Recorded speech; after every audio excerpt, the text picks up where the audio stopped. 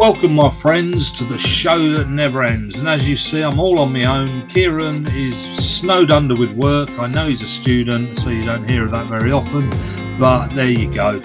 He actually is, and I feel a little bit sorry for him. So, Kieran, if you're watching this, I'm obviously not supposed to feel sorry for you because you've got time to watch this.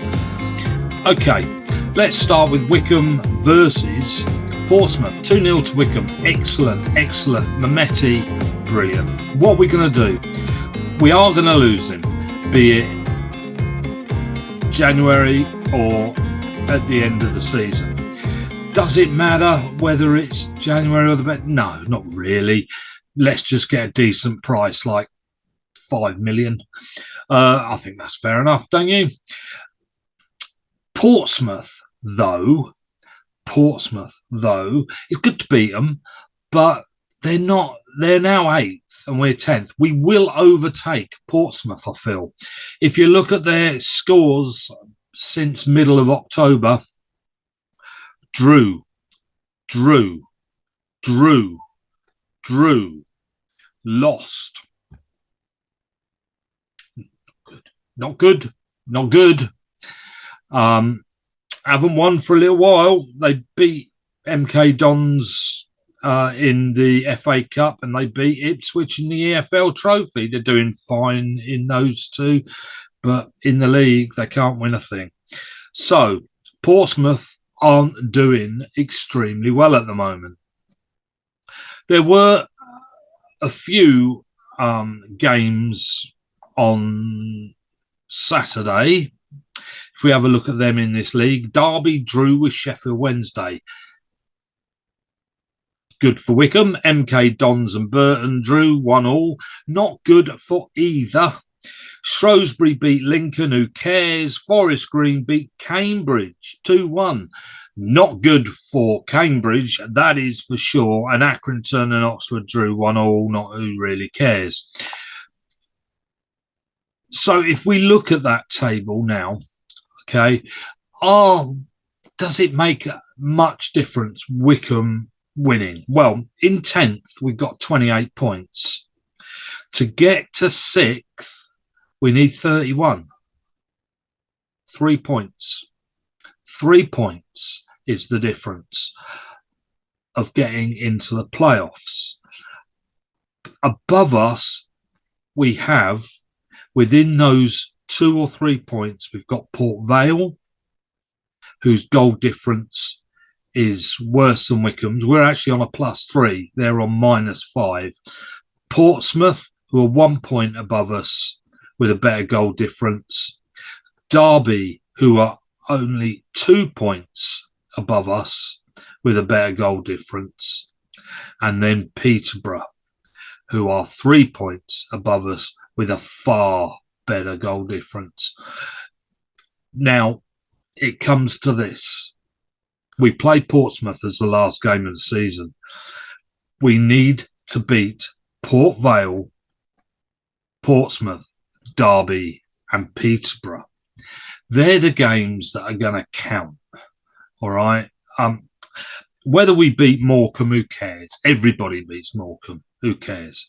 It's those games above us that are going to matter. They're the ones that those teams are going to cock up. Plymouth and Ipswich and Sheffield Wednesday have gone. They've flown. One of those is going to suffer. They're all within 2 points of each other, and they're all within a +4 goal difference of each other. One of them is going to suffer. Which one? I wonder. Who knows? And then we've got all within Wycombe's reach of 5 points are the next.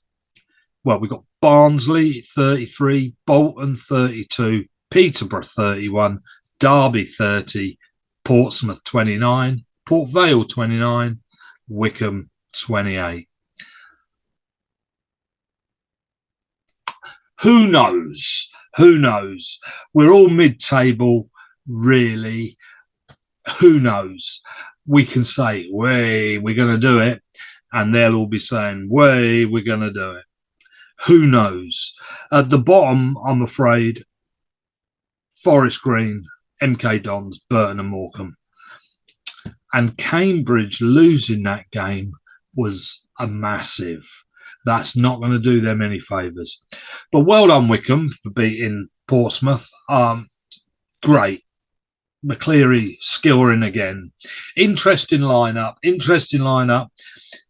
Taken Mr. Striker off. Thank goodness for that. Didn't play him. He put Hanlon in. Good move. He's got to do that. I'm afraid our friend up front just hasn't got it. He has got to go, hasn't he? He's got to go, I'm afraid. He's not playing at all well. I don't know really why Vokes isn't performing. I don't know. But I think he's now got to be left out of the squad and he's got to go at the end of the year. Hanlon didn't do too bad, but McCleary and Mehmeti, great. And it's good to see Wheeler's kept a place up there as well. Wing, not sure about Scowen, brilliant. Mawson and Tafazoli in there as centre-backs. Well, what a strong centre-back pair we have got there. Good stuff. Yeah, we're okay, aren't we? We're okay. What Portsmouth are going to do, I do not know. Anyway, that's Wycombe. Looking forward to the next game. Now, let's come to England. We won 3-0 and it was on ITV. Do you know we usually lose 70-odd% of ITV screened England matches?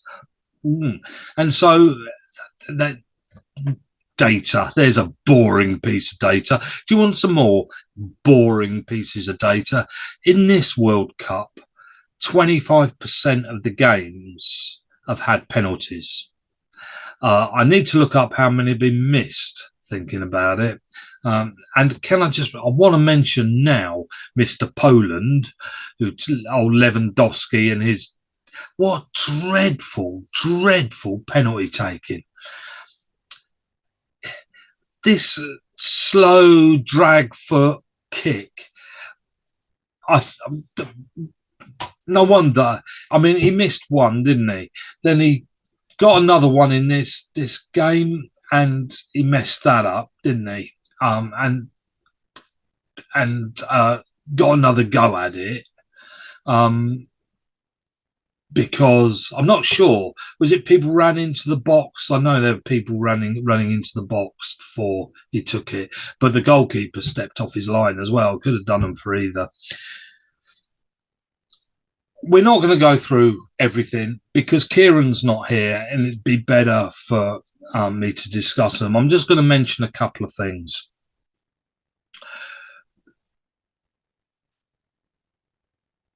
Can Carl Walker stop Mbappe? That's your question. I know no football team is made up of one player. They keep going on about Messi, and I don't think Messi's been very good. He had that one shot, and they got through. Yeah, okay. So without him, they wouldn't have done. With him, they did. Okay, so does that make him everything? I think he's going to be easy to stop next round. I think Argentina have not looked very good at all. Will Walker stop Mbappe? No, I think he's been the best player in this World Cup. And I think looking at that front line of France, I think England's back four are in trouble. On the other hand, you see, they will be saying, can we stop Bellingham? Can we stop Foden and Saka and Kane? And I think they're going to come to the same conclusion. No. So what does this mean? It means there's going to be goals from both sides. It does not mean we lose. Now, I have always gone on about what I don't like about England, and it's the manager, not the players. Now, let me explain. So, how did they win 3-0? They won 3-0 because although everybody can't stand Henderson, they think he's a boring player. He gives Bellingham, because you have him in there in the midfield, it gives Bellingham the space to run at the midfield. If you've got an exciting player playing in there with sort of three exciting players in there, they wouldn't be able to move. You've got three defenders in there, they wouldn't be able to move. You've got two. Okay. We had two in there that defend. I'm just going to look this up to be able to say about it. Yesterday, England 3, Senegal 0. Line up. There we go. Line up. So with Rice always facing the wrong way, don't like Rice very much, but he is very defensive. And Henderson at the back there as well, it gives Bellingham the space to run. Kane often pulls back, and it gives again, that's good for Bellingham, because you don't have Mr. Number 9 standing on the box and Bellingham having to make space between the front and the midfield. Because if you like, Kane drops back and allows Bellingham to go forward and link up with Foden and Saka. And that worked. That works. Let him do it. Let him do it. Don't shout at him. Don't have a go at him, Mr. Manager, for doing that and going a little bit off on his own. Let him do it. And with Henderson back there running things, and let's be frank, we could all hear his voice. Henderson run that game. And at one point, the two of them went for it when there was room. And that's how Henderson scored his goal. Excellent. Bellingham and Henderson went. Kane came back. And that was where England got their first goal. Excellent. Where are we going to let it in? We're going to let Maguire and Stones let the goals in. Or Shaw, if it comes to that. Will Walker keep up with Mbappe? No, he won't. He's not as fast anymore. The midfield won't keep up with him, and Saka certainly won't. He's not going to be running down there, being able to get back. Otherwise, you need a defender. No. Who's going to win, England or France? I really don't know. I wouldn't put money on it. You have to say France are favourites. But England have scored more goals than any other team, I think. Who knows? I'm not saying. Although I can say, I know this is a bit sad, but Raheem Sterling leaving the England camp after a break-in at his house, sorry, was a bonus. Otherwise, I think we would have found him in the team. But that was a bonus. Okay, can we stop Mbappe? Well, I said that. Giroud. Giroud has his record number of goals for France. He's scored 52. He's good. He's good. What do we do with him? I mean, let's be blunt about this. Mbappe or Walker? Mbappe. Giroud or Stones? Giroud. They're going to score. Okay? They're going to score. So, that's that. Who wins? Who knows? But it's finally nice to get down to the final 8. So we've got rid of all the crap, haven't we? We're getting rid of all the crap. And we're getting now to the World Cup finals. We're now getting the better teams. And I know that sounds a bit negative, but it's true. We've finally got to decent football. And you might think, well, but come on, England versus France is not going to be that same type of game as England versus USA or England versus Cameroon. It's now England versus France. It's finally, you cannot now make those mistakes. If you can make the sort of mistakes that England made yesterday and come out of it and win 3-0, that tells you were not playing an elite finals football match in the world. We won't be able to make those mistakes in the next game because we are finally in the finals. And now I'm looking forward to the World Cup. Never mentioned about Germany losing. Me and Kieran will come across some of these stories a bit later. I want to finish with one story that I thought was really quite funny. But I actually got two. Sorry. The first one will take seconds. It was reported that you watch the Qatar fans at the back, all in their same T-shirts, all singing the same songs, all moving. It turns out, so it was reported, that you couldn't find them outside the ground before, at half-time or after the match. You would not find any of those fans. They were down the bottom of the stadium and brought up 5 minutes after the match started. They went back down 5 minutes before half-time, were brought back up, and at the end of the match, taken back down. They were Lebanese. They were filed in. They'd been taught the songs. And if you don't believe me, look it up. It was in the New York Times, I might add. They couldn't get anybody to watch, so they had to hire Lebanese people to pretend to be Qatar fans.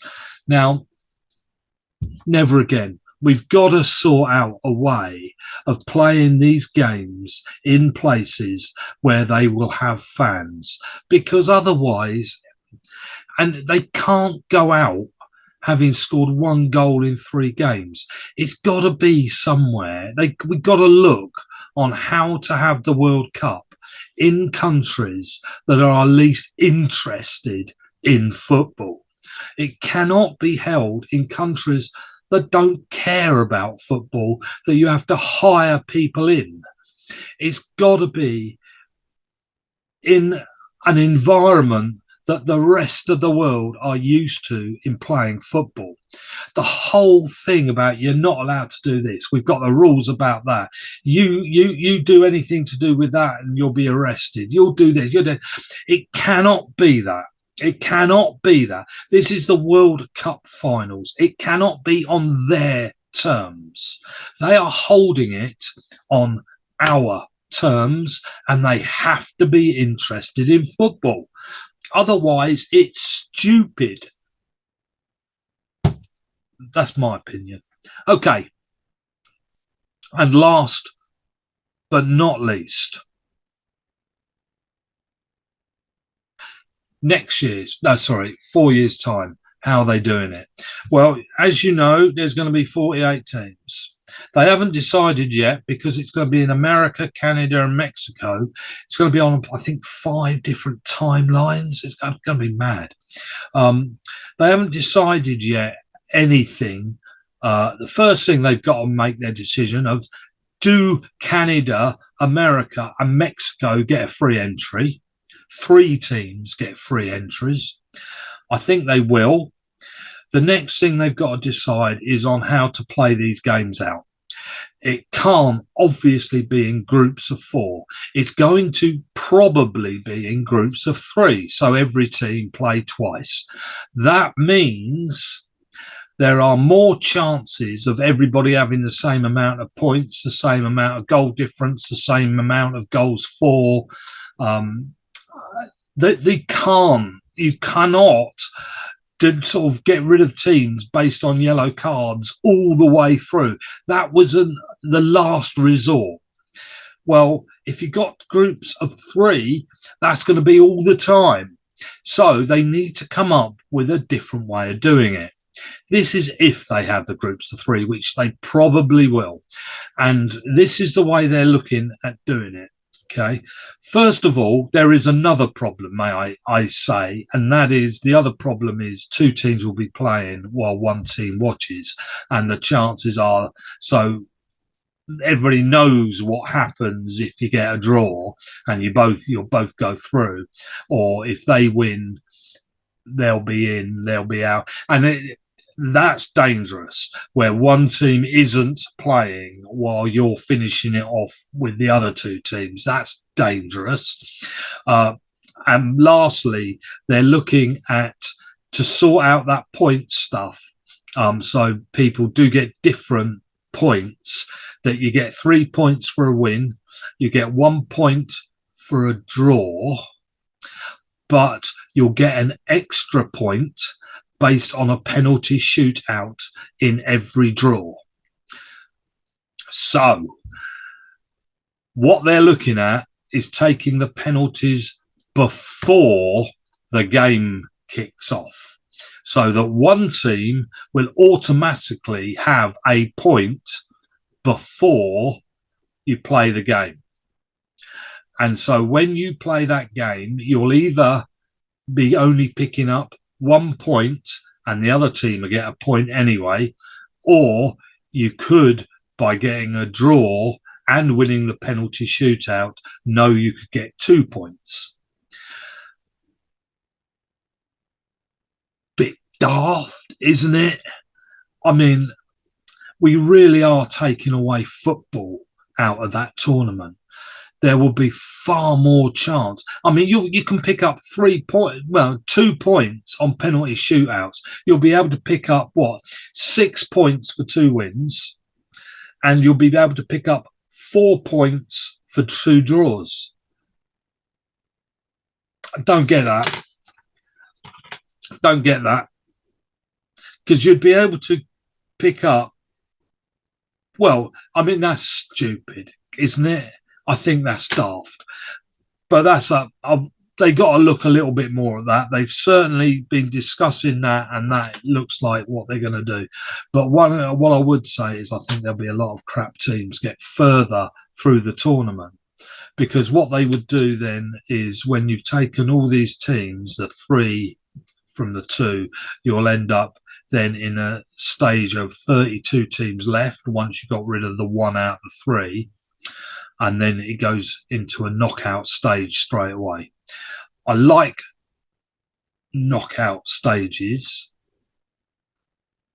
but I don't like there being so many rubbish teams in there, because I'm worried that we will lose good teams and end up with crap teams. But who knows? Who knows? We shall see. Anyway, I'll say goodbye now. We've got a lot to talk about, me and Kieran, with the World Cup. We've got tons and tons of subjects. We got things to talk about, what happens with Germany, Belgium. Was this a tournament of old people? Will Germany wheel in some of their players next time in a wheelchair, Belgium included? Hey, how old are we going to find our first 45-year-old playing for Belgium next time? Etc., etc. And just how good are Australia? I mean, are they on the way in, Lots of things to talk about next time. But with Kieran, I'd rather do it with. Okay, thank you very much for watching. I'll say goodbye. Bye.